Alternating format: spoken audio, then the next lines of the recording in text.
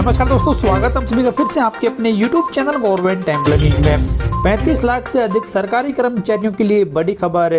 कर्मचारियों को खुश करने के लिए सरकार कर रही है इन 3 उपायों पर काम। जी हां दोस्तों, एक बेहद महत्वपूर्ण जानकारी सरकारी कर्मचारियों के लिए पुरानी पेंशन योजना की बहाली से जुड़ी हुई।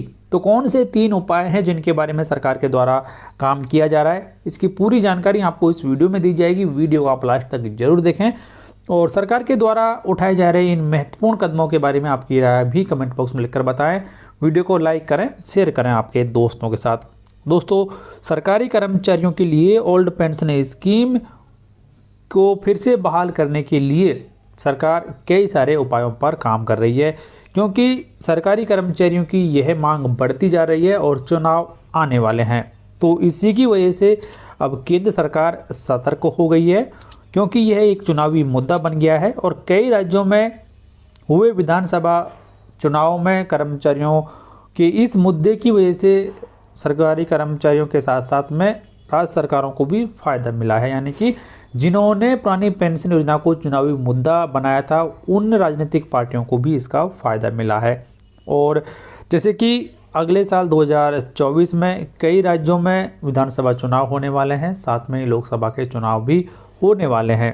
तो इससे पहले सरकार और पेंशन रेगुलेटर यानी कि PFRDA के अंदर 3 उपायों पर मंथन चल रहा है।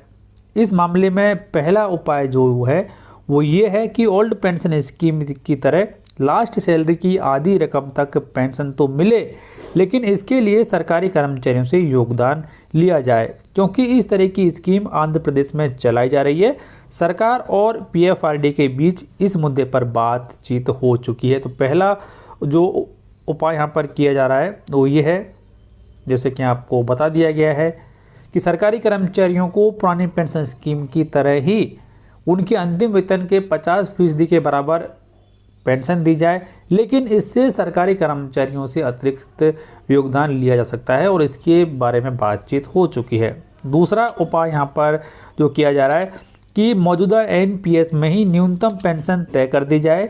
NPS को लेकर शिकायत यह है कि इसमें कर्मचारी का योगदान तय है, लेकिन कर्मचारी का रिटर्न इसमें तय नहीं है।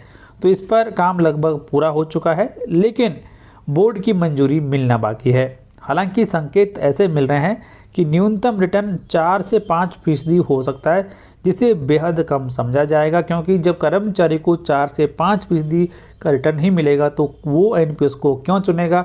वो कहीं भी अपना पैसा और जगह लगाएगा और अच्छा खासा रिटर्न प्राप्त करेगा। तो इसकी वजह से इस मुद्दे पर भी बातचीत बनती नज़र नहीं आ रही है, क्योंकि मौजूदा समय में NPS के तहत जो रिटर्न है वो काफ़ी कम है और उस रिटर्न के आधार पर कर्मचारी को 2 से 3% तक ही पेंशन दी जा रही है।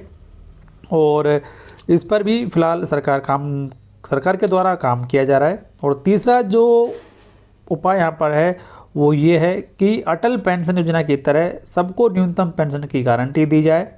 PFRDA फिलहाल यह योजना चला रही है, जिसमें योगदान के आधार पर 1,000 रुपये से लेकर 5,000 रुपये तक की पेंशन तय है।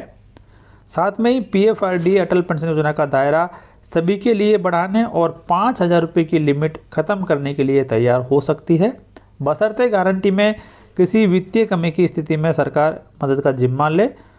और इन तीनों उपायों पर विचार करने का जिम्मा फिलहाल PFRDA के पास ही है, लेकिन मुश्किल यह है कि फिलहाल इसके नए चेयरमैन की नियुक्ति का इंतजार है। पिछले चेयरमैन का कार्यकाल हाल ही में पूरा हो गया है और नए चेयरमैन की नियुक्ति के बाद ही इस पर काम तेज़ी से आगे बढ़ सकता है। लेकिन ये महत्वपूर्ण जानकारी निकल कर आ रही है कि चुनावी साल में केंद्र सरकार सरकारी कर्मचारियों के लिए इन तीनों में से कोई एक बड़ा ऐलान कर सकती है, क्योंकि सरकारी कर्मचारी हो चाहे कर्मचारी संगठन हो, सभी के द्वारा पुरानी पेंशन योजना को फिर से बहाल किए जाने की मांग लंबे समय से की जा रही है और कई राजनीतिक पार्टियों का इसका फ़ायदा भी मिला है। तो अब केंद्र सरकार भी इस मामले में गंभीरता से विचार कर रही है कि कब और कैसे सरकारी कर्मचारियों को खुश किया जाए और उनके लिए कौन सा फ़ायदा दिया जाए। तो काफ़ी महत्वपूर्ण जानकारी। फिलहाल इस वीडियो में इतना ही। जानकारी कैसी लगी कमेंट बॉक्स में लिखकर बताएं। वीडियो को लाइक करें, शेयर करें आपके दोस्तों के साथ।